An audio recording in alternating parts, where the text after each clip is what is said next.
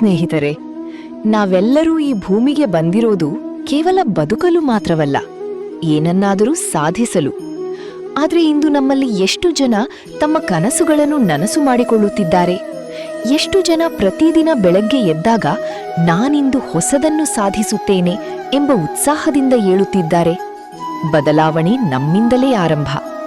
ನಮ್ಮಲ್ಲಿ ಬಹುತೇಕರು ನಮ್ಮ ಸೋಲಿಗೆ ಅಥವಾ ಕಷ್ಟಗಳಿಗೆ ಬೇರೆಯವರನ್ನು ಹೊಣೆಯಾಗಿಸುತ್ತೇವೆ. ನನ್ನ ಹತ್ತಿರ ಹಣವಿಲ್ಲ, ನನಗೆ ಒಳ್ಳೆಯ ಅವಕಾಶ ಸಿಗಲಿಲ್ಲ, ನನ್ನ ಪರಿಸ್ಥಿತಿ ಸರಿಯಿಲ್ಲ ಎಂದು ದೂರುತ್ತೇವೆ. ಆದರೆ ನೆನಪಿಡಿ, ಇತಿಹಾಸ ಸೃಷ್ಟಿಸಿದ ಯಾರೊಬ್ಬರೂ ಕೂಡ ಬೆಣ್ಣೆಯಂತಹ ಪರಿಸ್ಥಿತಿಯಲ್ಲಿ ಬೆಳೆದವರಲ್ಲ. ಎಲ್ಲಿಯವರೆಗೆ ನೀವು ನಿಮ್ಮ ಪರಿಸ್ಥಿತಿಯನ್ನು ದೂಷಿಸುತ್ತೀರೋ ಅಲ್ಲಿಯವರೆಗೆ ನೀವು ಬೆಳೆಯಲು ಸಾಧ್ಯವಿಲ್ಲ. ಪರಿಸ್ಥಿತಿಯನ್ನು ಬದಲಾಯಿಸುವ ಶಕ್ತಿ ನಿಮ್ಮ ಆಲೋಚನೆಗಳಲ್ಲಿದೆ. ಸೋಲು ಯಶಸ್ಸಿನ ಮೊದಲ ಹೆಜ್ಜೆ. ಸಾಧನೆಯ ಹಾದಿಯಲ್ಲಿ ಸೋಲುಗಳು ಬರುವುದು ಸಹಜ. ಸೋತಾಗ ಕುಗ್ಬೇಡಿ. ಸೋಲು ಎಂದರೆ ಕೊನೆಯಲ್ಲ, ಅದು ಕಲಿಯಲು ಸಿಕ್ಕ ಮತ್ತೊಂದು ಅವಕಾಶ. ಥಾಮಸ್ ಆಲ್ವಾ ಎಡಿಸನ್ ವಿದ್ಯುತ್ ದೀಪವನ್ನು ಕಂಡುಹಿಡಿಯುವ ಮುನ್ನ ಸಾವಿರಾರು ಬಾರಿ ಸೋತರು. ಯಾರಾದರೂ ಅವರನ್ನು ನೀವು ಇಷ್ಟು ಬಾರಿ ಸೋತಿದ್ದೀರಲ್ಲ ಎಂದು ಕೇಳಿದಾಗ ಅವರು ಹೇಳಿದರು, ನಾನು ಸೋತಿಲ್ಲ, ದೀಪವನ್ನು ಹೇಗೆ ತಯಾರಿಸಬಾರದು ಎಂಬ 1000 ತಪ್ಪು ಮಾರ್ಗಗಳನ್ನು ಪತ್ತೆ ಹಚ್ಚಿದ್ದೇನೆ. ಇದನ್ನೇ ನಾವು ಸಕಾರಾತ್ಮಕ ಚಿಂತನೆ ಅಥವಾ ಪಾಸಿಟಿವ್ ಥಿಂಕಿಂಗ್ ಎನ್ನುತ್ತೇವೆ. ಕಠಿಣ ಪರಿಶ್ರಮಕ್ಕೆ ಪರ್ಯಾಯವಿಲ್ಲ. ಸ್ನೇಹಿತರೆ, ಈ ಜಗತ್ತಿನಲ್ಲಿ ಯಾವುದೂ ಸುಲಭವಾಗಿ ಸಿಗುವುದಿಲ್ಲ.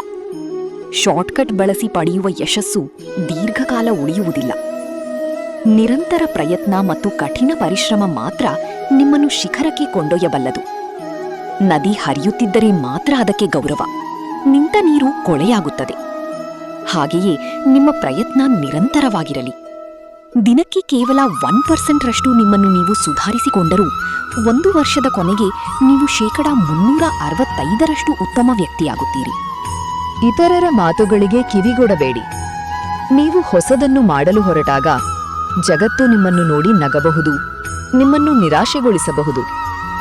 ಇದು ನಿನ್ನಿಂದ ಸಾಧ್ಯವಿಲ್ಲ ಎಂದು ಹೇಳುವ 100 ಜನ ಸಿಗುತ್ತಾರೆ. ಆದರೆ ಅವರ ಮಾತುಗಳು ನಿಮ್ಮ ಸಾಮರ್ಥ್ಯವನ್ನು ನಿರ್ಧರಿಸಲು ಬಿಡಬೇಡಿ. ಸಿಂಹ ಕಾಡಿನ ರಾಜನಾಗುವುದು ಅದರ ಗಾತ್ರದಿಂದಲ್ಲ, ಅದರ ಆತ್ಮವಿಶ್ವಾಸದಿಂದ. ನಿಮ್ಮ ಮೇಲೆ ನಿಮಗೆ ನಂಬಿಕೆ ಇರಲಿ. ಸಮಯದ ಮಹತ್ವ.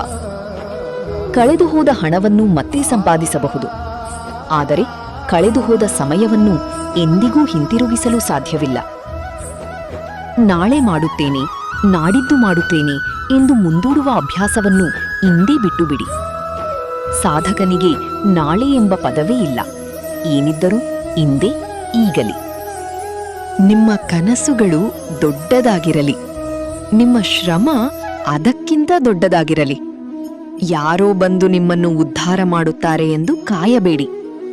ನಿಮ್ಮ ಬದುಕಿನ ಶಿಲ್ಪಿ ನೀವೇ. ಎದ್ದು ನಿಲ್ಲಿ, ಹೋರಾಡಿ, ಜಗತ್ತು ಮೆಚ್ಚುವಂತೆ ಬದುಕಿ ತೋರಿಸಿ.